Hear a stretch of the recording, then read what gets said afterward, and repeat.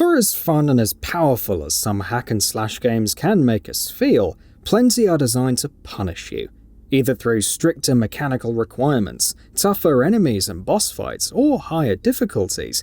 These 15 titles have no qualms piling on the challenge. Let's take a look at them here. Nioh 2. The original was tough enough, but Nioh 2 dials things up considerably. On top of new mechanics like the burst counter, which must be timed properly to prevent massive damage from certain attacks and stagger enemies, several new enemy types and bosses will straight up ruin your day.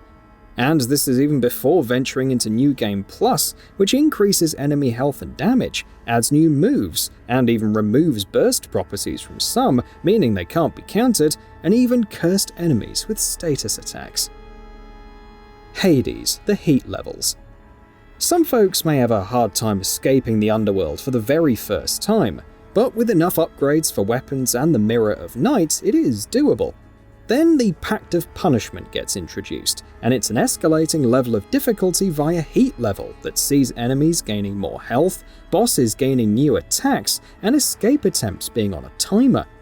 Granted, you choose modifiers for raising the heat level and use multiple weapons, instead of one, since that raises the heat level higher and higher, but it can still get very ridiculous at the higher levels.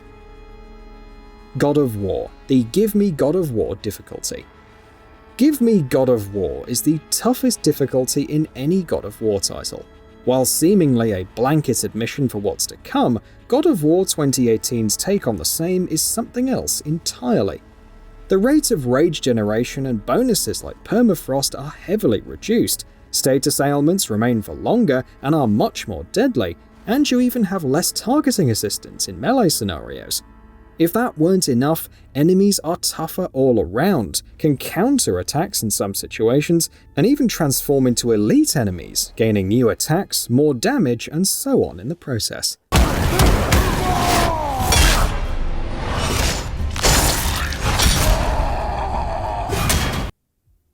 Dead Cells, the boss cells. On its own, Dead Cells can be quite tough for some players, since blocking, dodge rolling, and finding a comfortable weapon can be key. Once boss cells are introduced, however, the game becomes an even more difficult venture.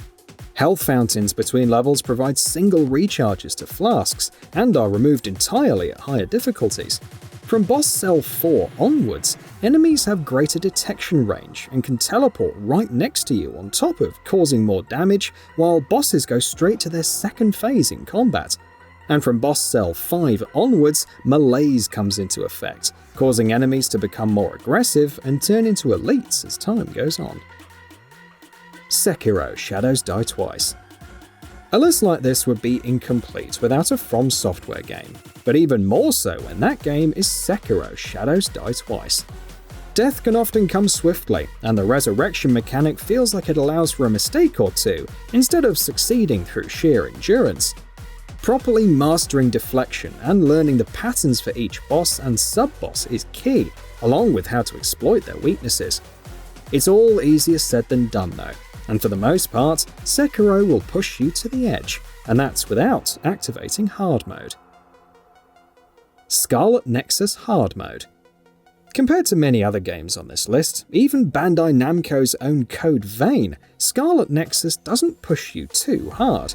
It can be somewhat demanding mechanically though, especially as you manage SAS powers, psychokinesis, and dodging enemy attacks, and hard mode sees enemies dealing more damage. Taking care of your equipment and unlocking better skills via bonding with your allies becomes more important. While it usually doesn't stray into straight-up rage-quitting territory, you do need to stay on guard. Ghosts and Goblins Resurrection, Legend difficulty. Like the old Ghosts and Goblins titles, Resurrection is already inherently tough on its own, but play on Legends difficulty and the true pain starts. Arthur can only take 2 hits before dying, and enemies are also faster. Checkpoints are also a stickler, which means that you need to replay certain sections again and again after making just one mistake. Code Vein. Bandai Namco's anime-esque hack-and-slash uses the stamina system and dodging inherent in Dark Souls, but adds unique twists like AI partners, a bonding system, and special attacks. Difficulty-wise, it's more about anticipating the enemies hiding in different corners of the map, though higher-level foes can destroy you if you're not careful. The bosses are a completely different matter, utilizing fast and wide-ranging attacks that deal tons of damage. Companions will revive you, which makes things somewhat easier, but you'll still be working to manage fights without relying on them to do too much. Eldest Souls.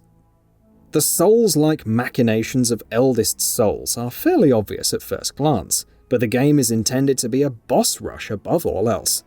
This makes it a test to discern their patterns without getting instantly gibbed, and suffice it to say that figuring out dodge timing and attack hitboxes unique to the game can also be frustrating.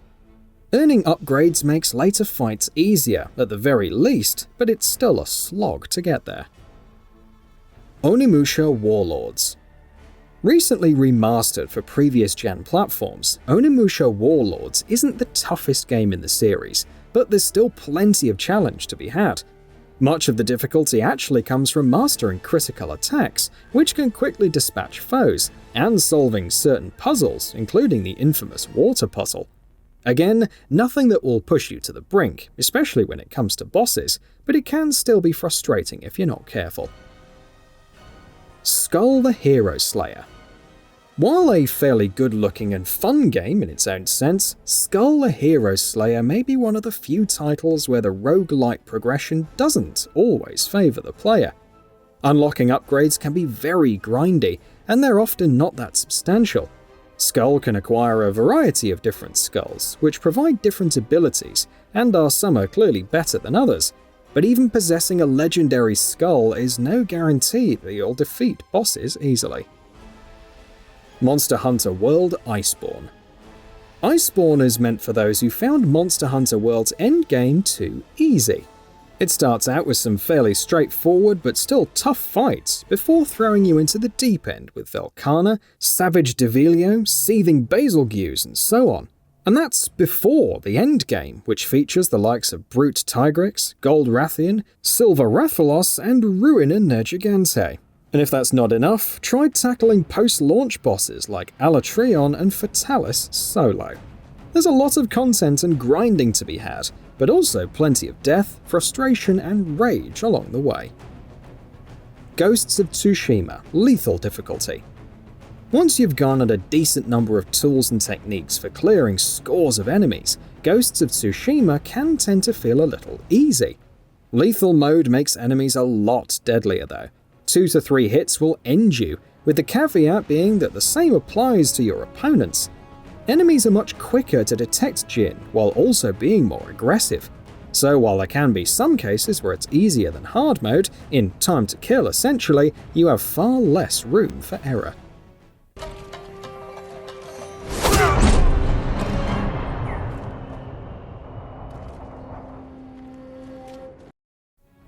Ninja Gaiden Master Collection. Before torturing players with the Neo series, Team Ninja had Ninja Gaiden, a faster-paced, more hard-hitting and oftentimes far deadlier style of gameplay that resulted in near-instant deaths for the unprepared.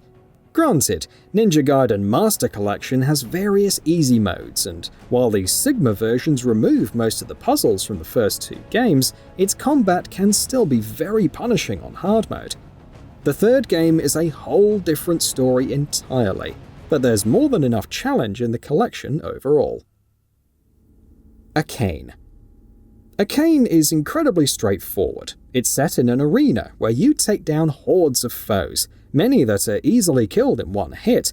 Slay 100 of them and you face a boss that's significantly harder. Killing the boss again and again causes him to become tougher in subsequent fights, while Arcane remains a glass cannon throughout. Unlocking different weapons, knowing when to use special attacks like Dragon Slash, and being aware at all times is key, because one hit and it's back to the beginning. And that brings us to the end of the video. A quick request before we conclude though. We upload new videos every single day, and if you like what we're doing, please consider subscribing. It really helps us out.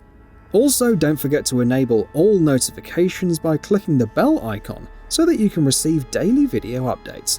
Thanks for watching.